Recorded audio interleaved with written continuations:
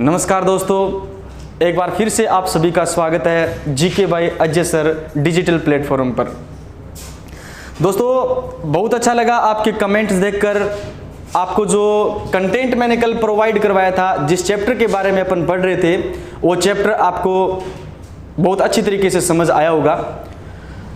उसी चैप्टर को अपन आगे बढ़ाते हैं और कल हमने जो पढ़ा था उसको एक बार मैं थोड़ा सा रिवाइज कर देता हूं, ठीक है। कल हमने पढ़ा था माध्यम क्या होता है ना, माध्यम के बारे में हमने पढ़ा था।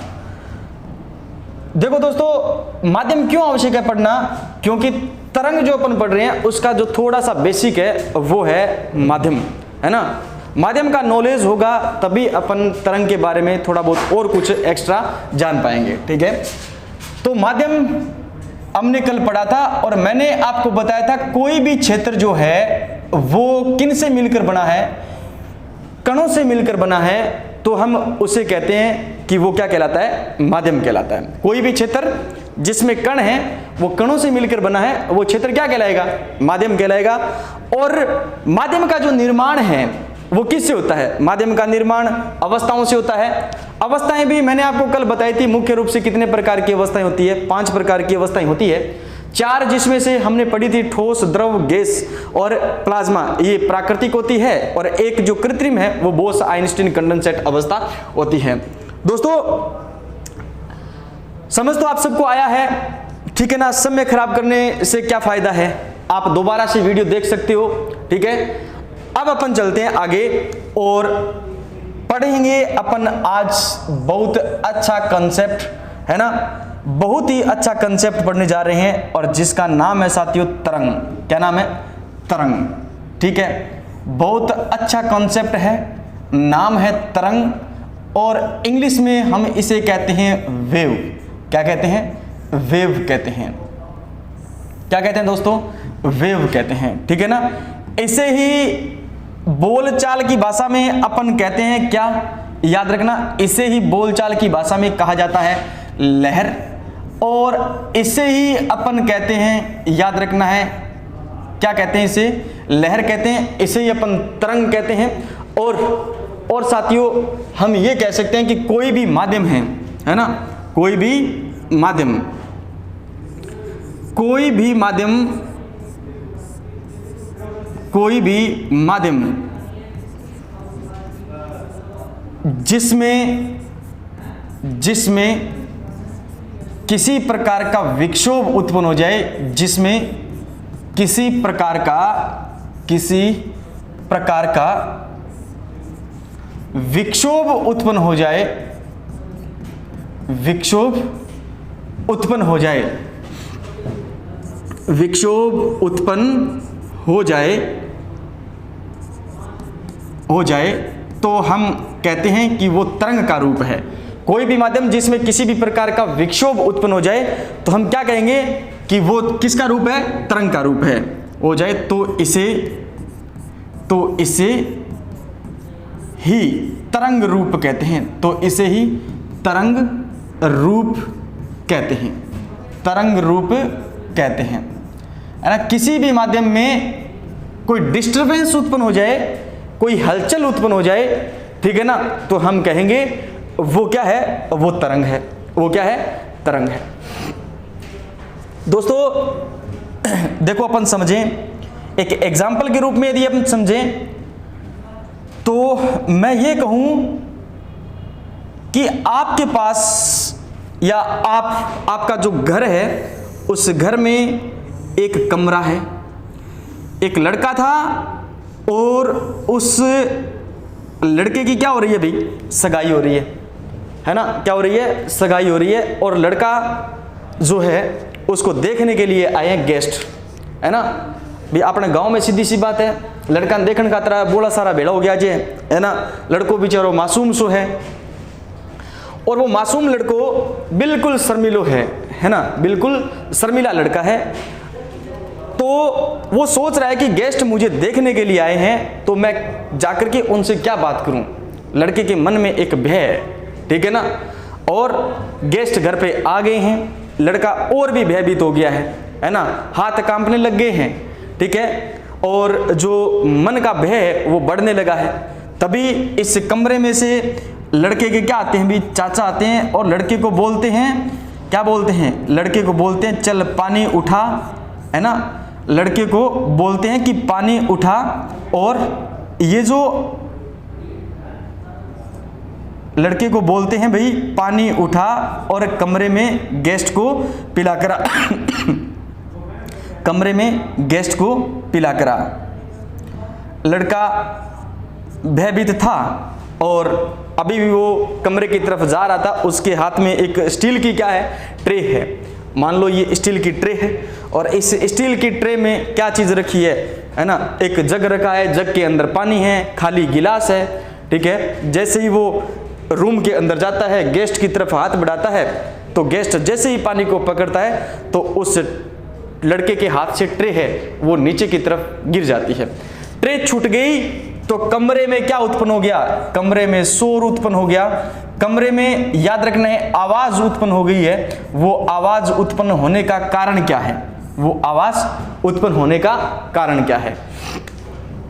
तो दोस्तों आपके पास में जो गिलास था, है ना, या फिर आपके पास में किसी भी प्रकार का जग था, वो जग कहां पर गिरा, नीचे गिरा, और नीचे गिरा, नीचे गिरने के बाद जग में जो एनर्जी थी, उस एनर्जी को, उस ऊर्जा को उस रूम में उपस्थित कणों ने क्या की, कणों ने ग्रहण की है। ऊर्जा किसने ग्रहण की है, कणों ने ग्रहण की है। और इस कमरे में उपस्थित जो कण थे वो याद रखना है, वो कण थे, वो कण भाई सीधी सी बात है, हमने कल पढ़ा था कि माध्यम जो है वो किन से मिलकर बना होता है, कणों से मिलकर बना होता है। किन से मिलकर बना होता है, कणों से मिलकर बना होता है। तो कमरे में किसी न किसी प्रकार के क्या है, कण है, क्योंकि कमरे में क्या उपस्थित है, माध्यम उपस्थित है। तो ये कण इस कण से टकराया, ठीक है ना, फिर ये कण इस कण से टकराया, ये कण या तो इस कण से टकराएगा या इस कण से टकराएगा। तो याद रखना है एक कण दूसरे कण से टकराता है और टकराने के बाद में याद रखना है वो तरंग का रूप ले लेता है ना, किसका रूप ले लेता है, तरंग का रूप ले लेता है। और जो हमें आवाज सुनाई दी है वो आवाज एक ध्वनि तरंग के रूप में हमें सुनाई देती है। किसके रूप में सुनाई देती है, ध्वनि तरंग के रूप में हमें सुनाई देती है। तो ये जो शोर हुआ है ना, ये शोर किससे, तो याद रखना ये किसी न किसी प्रकार का उस माध्यम में विक्षोभ था जिसके कारण हमें ये शोर सुनाई दिया है। क्यों, क्योंकि उस विक्षोभ के कारण ही क्या उत्पन्न होगी, तरंग उत्पन्न होगी। अब यही विक्षोभ निरंतर आगे बढ़ेगा, है ना, विक्षोभ का निरंतर आगे बढ़ना याद रखना क्या कहलाता है भी, तरंग संचरण कहलाता है। विक्षोभ का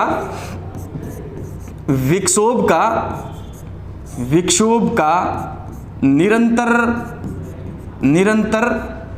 आगे बढ़ना, निरंतर आगे बढ़ना याद रखना क्या कहलाता है, आगे बढ़ना क्या कहलाता है, तरंग संचरण कहलाता है, तरंग संचरण कहलाता है, ठीक है ना, संचरण कहलाता है।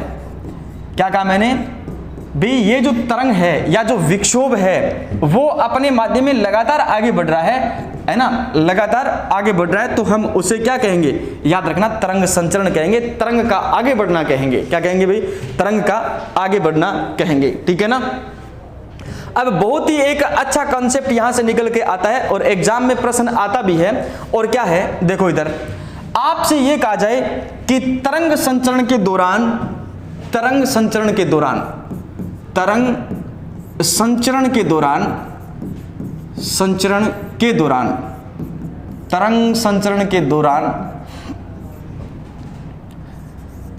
कण आगे बढ़ते हैं, आगे बढ़ते हैं या ऊर्जा स्थानांतरित होती है, ऊर्जा आगे बढ़ती है, ऊर्जा आगे बढ़ती है।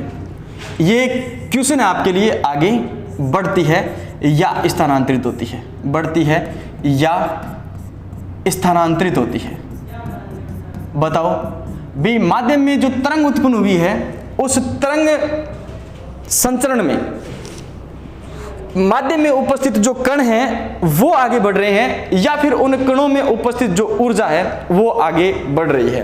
तो समझ आया या नहीं है, पहले तो आप ये बताओ तरंग क्या होती है, तरंग संचरण क्या होता है। और तरंग संचरण है तो फिर उस तरंग संचरण के दौरान जो कण निरंतर आगे बढ़ रहे हैं या उस कणों में उपस्थित जो ऊर्जा है वो लगातार आगे की तरफ स्थानांतरित हो रही है।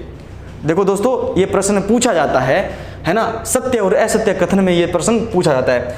तो देखो हमारे पास में ये कमरा था ना, उस कमरे में क्या उपस्थित थे, उस कमरे में माध्यम के क्या उपस्थित थे, कण उपस्थित थे। ये कण है, ये क्या है भाई, कण है, ठीक है ना, याद रखना ये क्या है, कण है। और जैसे यहाँ पर विक्षोभ उत्पन्न हुआ तो ये कण इस कण से टकराया, यानी ये कण यहां से यहां तक गया और टकरा करके वापस अपनी मूल अवस्था में आ गया। और कल हमने पढ़ा था क्या कि प्रत्यास्थता क्या चीज होती है। प्रत्यास्थता यही चीज है कि बाह्य बल लगाने पर कोई भी वस्तु, बाह्य बल लगाने पर कोई भी वस्तु अपनी आकार में परिवर्तन कर लेता है। और याद रखना है, जैसे ही अपन बाह्य बल हटाते हैं तो बाह्य बल हटाने के बाद में वह अपनी मूल स्थिति के अंदर आ जाती है। ये कहलाती है प्रत्यास्थता। क्या कहलाती है, प्रत्यास्थता। तो ये जो कण है ना, ये प्रत्यास्थता के गुण के कारण, किस गुण के कारण, प्रत्यास्थता के गुण के कारण ये कण वापस अपने मूल स्थान पर आ जाता है और इस कण को अपनी ऊर्जा स्थानांतरित करके आ गया, है ना, अपनी ऊर्जा स्थानांतरित करके आ गया, स्थानांतरित, है ना, क्या, तो आप कहोगे ऊर्जा स्थानांतरित करके आ गया, अपनी ऊर्जा स्थानांतरित करके आ गया है, ठीक है ना। अब ये कण ऊर्जा पाएगा और ये कण ऊर्जा पा करके इस कण से टकराएगा, है ना, लेकिन टकरा करके ये कण वापस आ गया और इस कण में ऊर्जा निहित थी, वो ऊर्जा पा करके ये आगे वाले कण से टकराएगा। इसका मतलब जो भी तरंग संचरण होती है ना, उस तरंग संचरण के दौरान माध्यम में उपस्थित जो कण हैं वो कभी भी स्थानांतरित नहीं होते, वो अपनी प्रत्यास्थता के गुण के कारण वापस अपने मूल स्थान पर आ जाते हैं। और स्थानांतरित होती है तो क्या स्थानांतरित होती है, ऊर्जा स्थानांतरित होती है। या फिर आप ये कह सकते हो उस माध्यम में उपस्थित कणों का संवेग क्या होता है भी, स्थानांतरित होता है। संवेग बोले तो याद रखना है, संवेग को अपन P से लिखते हैं, संवेग होता है m गुणा v। यानी इन कणों के पास में क्या है, द्रव्यमान है और इसका क्या है भी, जैसे ये गति कर रहा है तो इसका मतलब इसके पास में क्या आ गया, वेग आ गया।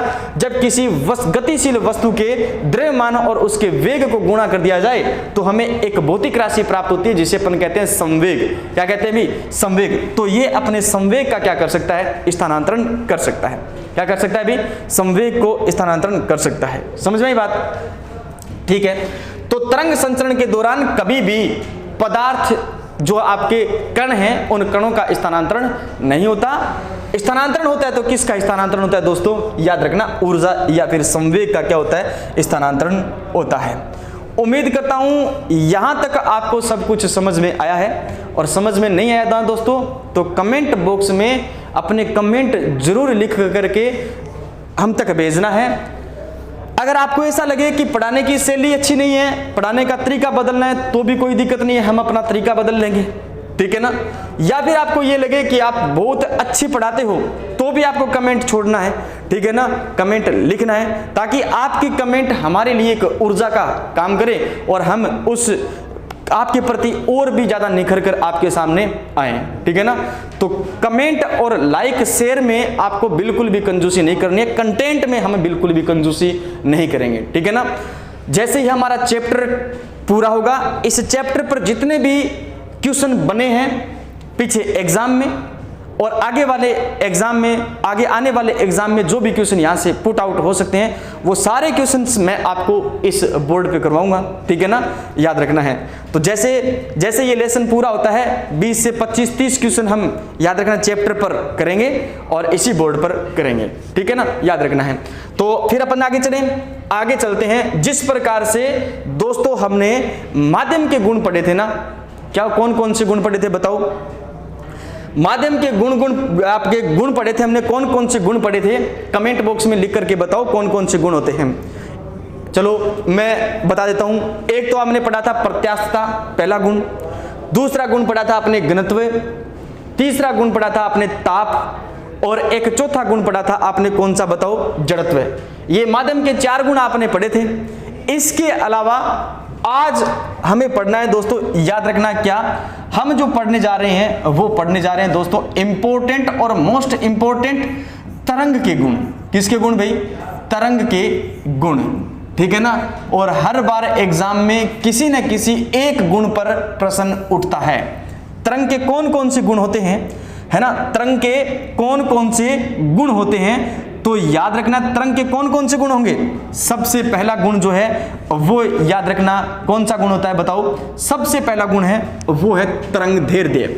बताओ कौन सा गुण है, तरंग धैर्य। अब बताओ भाई क्या यहाँ से क्वेश्चन आता है या नहीं आता, गुरुजी आता है। तो वैसे गुरुजी को पता है आपको क्वेश्चन मिलेगा, 100% मिलेगा, और आपको जो करवाया जाएगा वो एग्जाम की दृष्टि से बहुत इंपॉर्टेंट चीज करवाई जाएगी। पहला है आपका पास कौन सा है बताओ, तरंग धैर्य। और इस तरंग धैर्य को अपन लिखते हैं, याद रखना है, लैम्डा से। किससे लिखते हैं, लैम्डा से। इसी तरंग धैर्य को अपन कहते हैं, क्या कहते हैं दोस्तों, याद रखना, तरंग लंबाई कहते हैं। क्या कहते हैं, तरंग लंबाई कहते हैं। क्या बच्चों समझ में आ रहा है, पहले पढ़ा होगा, है ना, नहीं पढ़ा है तो भी कोई बात नहीं है, दोबारा पढ़ने की आपको जरूरत नहीं पड़ेगी, है ना, ऐसा पढ़ जाओगे। तो तरंग धैर्य या तरंग लंबाई, और तरंग लंबाई को इंग्लिश में अपन कहते हैं वेवलेंथ। क्या कहते हैं, वेवलेंथ कहते हैं, ठीक है ना। क्या कहते हैं भाई, वेवलेंथ कहते हैं। तो तरंग धैर्य के बारे में समझे आप, लैम्डा से लिखते हैं, तरंग लंबाई भी इसे कहते हैं, और इसे कहा जाता है वेवलेंथ। क्या कहा जाता है भाई, वेवलेंथ। देखो कोई भी तरंग है ना, वो एक कंपन के अंदर कितनी दूरी तय कर रही है, वही उसकी क्या कहलाती है भाई, तरंग धैर्य कहलाती है ना। क्या कहलाती है, तरंग धैर्य कहलाती है। अब तरंग उत्पन्न हो रही है, इसका मतलब विक्षोभ उत्पन्न हो रहा है, और विक्षोभ होगा तो तरंग क्या करेंगे भाई, कंपन करेंगे। तो एक जो कंपन है ना, देखो किसी तरंग द्वारा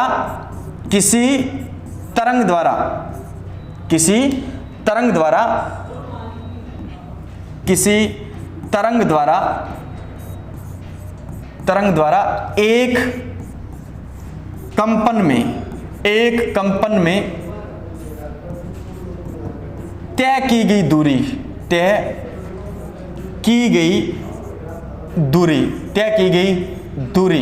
क्या कहलाती है भाई, किसी तरंग द्वारा एक कंपन में तय की गई दूरी तरंग धैर्य कहलाती है। क्या कहलाती है, तरंग धैर्य कहलाती है। क्या कहलाती है बताओ, तरंग धैर्य कहलाती है, तरंग लंबाई कहलाती है ना, तरंग लंबाई कहलाती है। तरंग धैर्य को किससे लिखते हैं, लैम्डा से लिखते हैं दोस्तों। किससे लिखते हैं, लैम्डा से लिखते हैं। आपने कभी तरंग का डायग्राम देखा होगा, तरंग का डायग्राम, है ना, तरंग का डायग्राम। कैसे, डायग्रामिक रिप्रेजेंटेशन तरंग के बारे में आपने कभी देखा होगा। और कैसे, मान लीजिए ये एक तरंग है जिसकी दिशा क्या है, ये है, और ये तरंग की एक माध्य स्थिति है। इस माध्य स्थिति से ऊपर की तरफ, और इस माध्य स्थिति से नीचे की तरफ, और यहां से लेकर कहां से कहां तक, यहां से यहां तक, यहां से यहां तक एक क्या हो गया भाई, कंपन हो गया। एक क्या हो गया, कंपन हो गया। तो याद रखना, यहां से लेकर के यहां तक एक क्या हो गई है, लैम्डा हो गई है, मतलब तरंग धैर्य हो गई। क्या हो गई है, एक तरंग धैर्य हो गई है। अब इसी तरंग धैर्य को अलग अलग रूप से डिफाइन किया जाता है। अलग अलग रूप से क्या किया जाता है, डिफाइन किया जाता है। एक तो आप ये याद रखोगे, ठीक है ना। अब इसी डायग्राम को मैं कुछ ऐसे बना रहा हूं, देखो इधर, ये आपके पास में यही तरंग है, और इस तरंग में आपके लिए डायग्रामिक रिप्रेजेंटेशन कुछ इस प्रकार से किया गया है। कैसे, जैसे इधर देखो, ये है एक कंपन, क्या है ये भैया, ये एक कंपन है, और ये इसके बाद में याद रखना है, इसके बाद में यहां से यहां तक मैं थोड़ा और बढ़ा देता हूं, और जो आगे आ रहा है ना, ये आपका यहां से लेकर के और यहां तक, ये दो क्या हो गए भाई, कंपन हो गए। कितने कंपन हो गए बताओ, दो कंपन हो गए। कहां से कहां तक, तो यहां से लेकर के यहां तक एक कंपन, और यहां से लेकर के यहां तक दूसरा कंपन, दो कंपन हो गए। अब आपसे कहा जाएगा जो मध्य स्थिति से अधिकतम जो गहराई है ना, इसको कहा जाता है गर्त। क्या कहा जाता है, गर्त कहा जाता है और इंग्लिश में इसे कहते हैं ट्रफ। क्या कहते हैं भी? ट्रफ कहते हैं, ठीक है ना।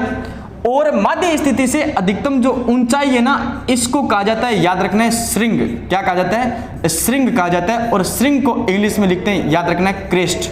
क्या लिखते हैं? क्रेस्ट लिखते हैं, ठीक है ना। याद रखना ये क्रेस्ट है और नीचे क्या है? गर्त है।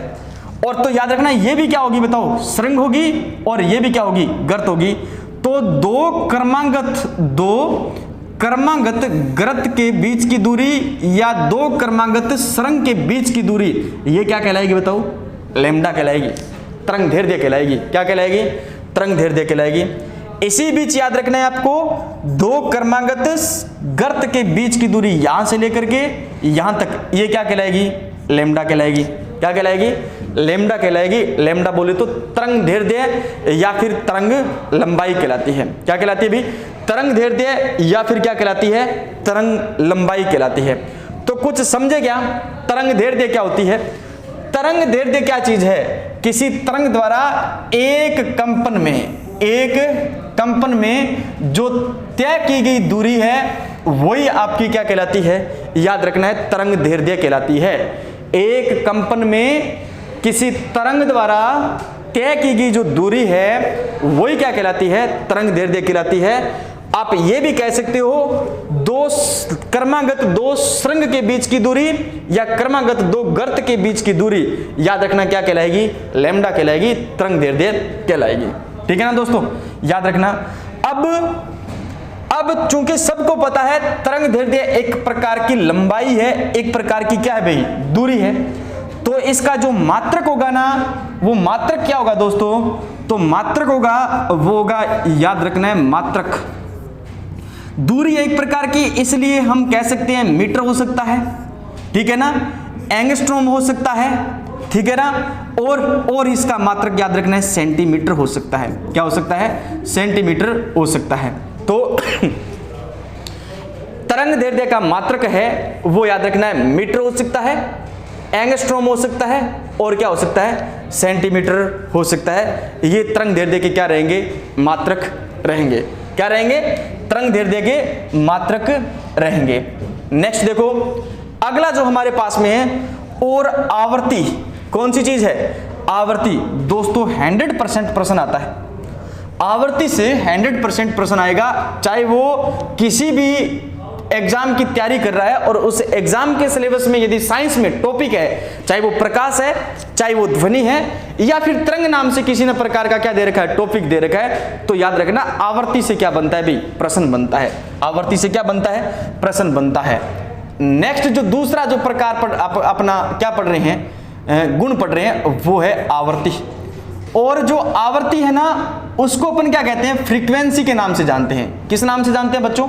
फ्रीक्वेंसी के नाम से जानते हैं। चलो, आवर्ती को कहते हैं अपन, याद रखना है, फ्रीक्वेंसी। क्या कहते हैं? फ्रीक्वेंसी। आवर्ती को क्या कहते हैं भाई? फ्रीक्वेंसी कहते हैं। आवर्ती को क्या कहते हैं? फ्रीक्वेंसी कहते हैं। इसे f के द्वारा लिखते हैं, इसे n के द्वारा लिखते हैं, या फिर इसे अपन किसके द्वारा लिखते हैं? न्यू के द्वारा लिखते हैं। किसके द्वारा? न्यू के द्वारा, है ना। बादरा साइड आ बोले करे, चूरू साइड आ बोले करे, न्यू एंड है ना, बस वो न्यू है ना, न्यू। आवर्ती जिसे अपन क्या कहते हैं? न्यू कहते हैं। फ्रीक्वेंसी है ना, आवर्ती, फ्रीक्वेंसी है ना, n और f और न्यू, ये इसके पहचान के क्या है भाई? तरीके हैं। ठीक है ना। देखो आवर्ती क्या है? आवर्ती है प्रति सेकंड उत्पन्न कंपनों की जो संख्या है वो क्या कहलाएगी? आवर्ती कहलाएगी। और किसके द्वारा? किसी तरंग द्वारा, किसी तरंग द्वारा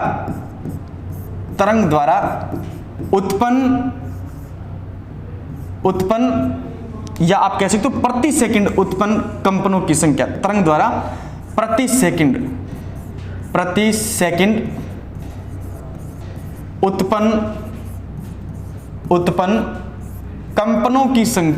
उत्पन्न कंपनों की संख्या क्या कहलाएगी भी?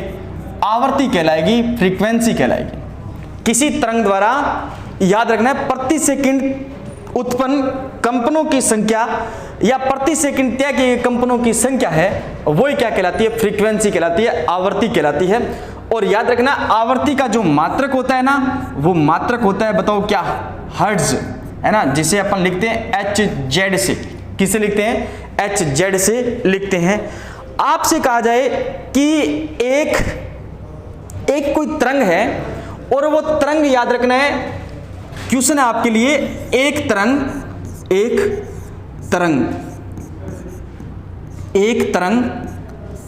3 सेकंड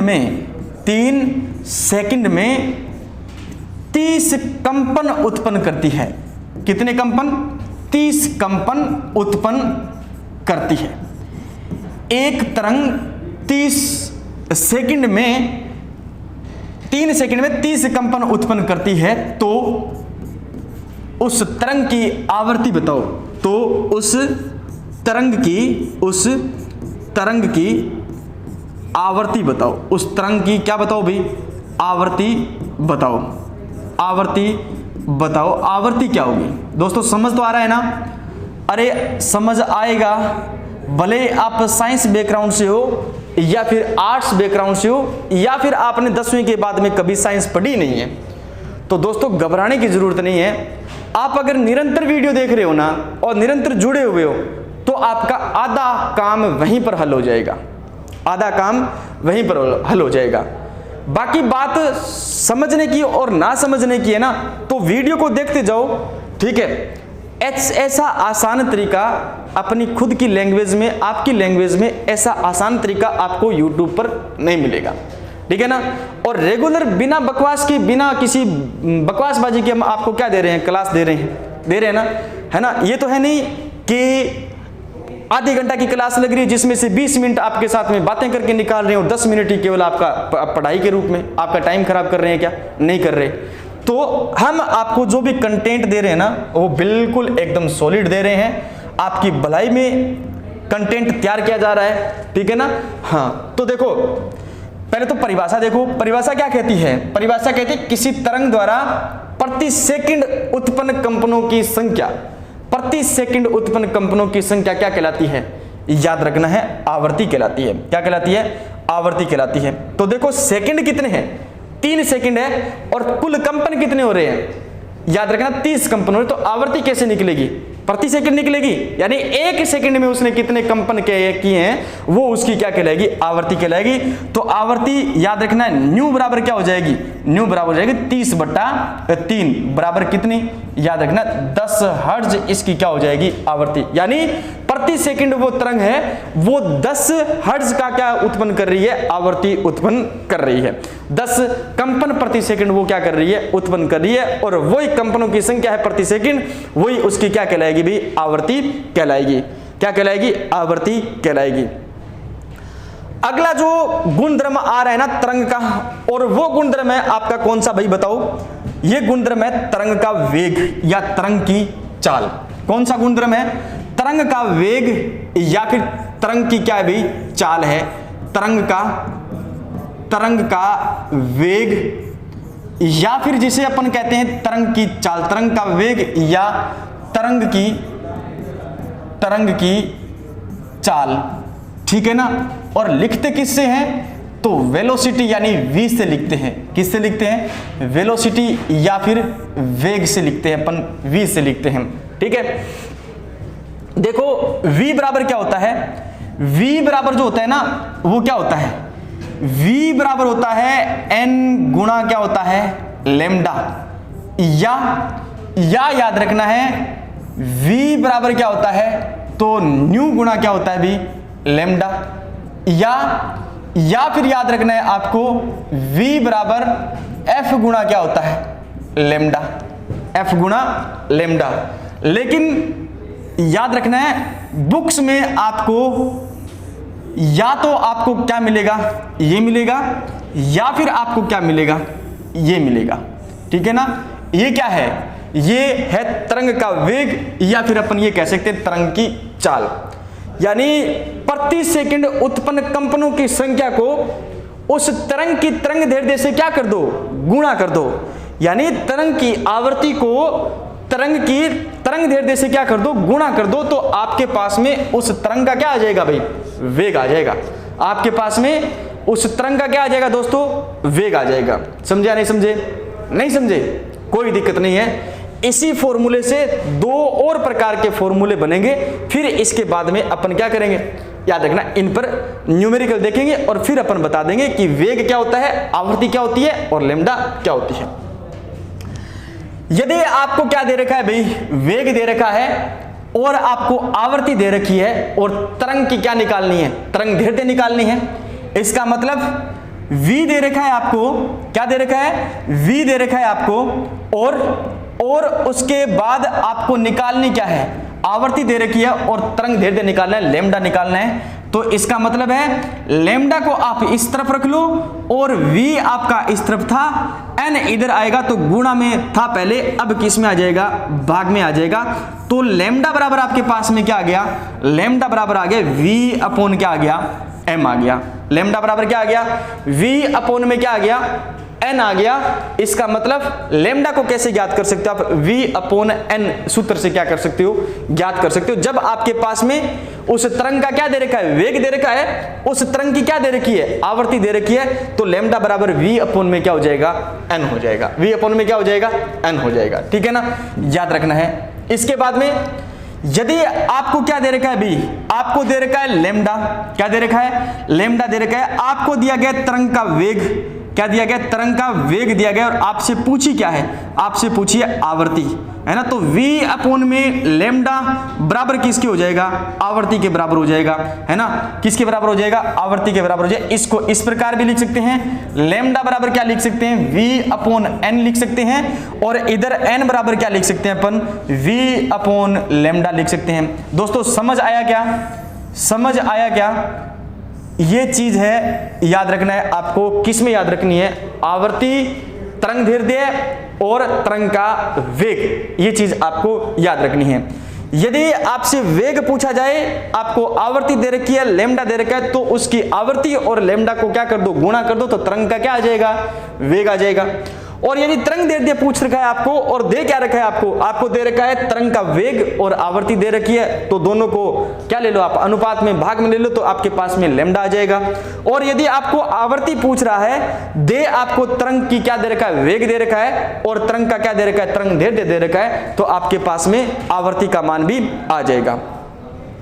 देखो अब अपन करते हैं क्वेश्चन, ये गौर से देखो एक बार, साथ साथ में आप नोट्स भी बना सकते हो वीडियो को पॉज करके, ठीक है ना। हाँ एक बार आप लाइव देखो, उसके बाद में याद रखना है वीडियो दोबारा देखो, तो वीडियो को पॉज कर लो और पॉज करने के बाद में आप क्या बना सकते हो, आसानी से नोट्स बना सकते हो, ठीक है ना। साथ साथ में आप लिखते भी जाओगे। एक बार आप लाइव देखो, थोड़ा बहुत समझ में आएगा, या फिर लाइव में आपको पूरा समझ में आ जाएगा उस जैसी, तो आपको वाकया भी हमारे लिए एक हम ये कह सकते हैं कि इससे बड़ी कोई आश्चर्य की बात ही नहीं हो सकती कि आप लाइव में सब कुछ क्या समझ सकते हो, ठीक है ना। हाँ, तो v अपॉन n बराबर लैम्डा और v अपॉन लैम्डा बराबर क्या हो जाएगा, n हो जाएगा। चलो नेक्स्ट चलते हैं, अपन करते हैं 2-3 न्यूमेरिकल करते हैं इस पर। और क्वेश्चन दे रखा है आपको, क्या क्वेश्चन है कि एक तरंग का तरंग दैर्ध्य 0.3 मीटर है, एक तरंग का तरंग दैर्ध्य 0.3 मीटर है। एक तरंग का तरंग दैर्ध्य 0.3 मीटर है, 0.3 मीटर है, तथा तरंग दैर्ध्य 0.3 मीटर है, तथा उसकी चाल 40 मीटर प्रति सेकंड है। उसकी चाल कितनी है, तथा उसकी चाल 40 मीटर प्रति सेकंड है। चाल 40 मीटर प्रति सेकंड है, तो तरंग की आवृत्ति ज्ञात करो, तरंग की आवृत्ति ज्ञात करो, ठीक है ना। क्या दे रखा है आपको, देखो दोस्तों थोड़ा सा आप इस न्यूमेरिकल की तरफ देखो और क्या दे रखा है, एक तरंग का तरंग दैर्ध्य, याद रखना है तरंग दैर्ध्य को कितना दिया गया है, 0.3 मीटर दिया गया है। कितना, 0.3 मीटर दिया गया है तथा उसकी चाल जो है वो आपको दी गई है 40 मीटर प्रति सेकंड।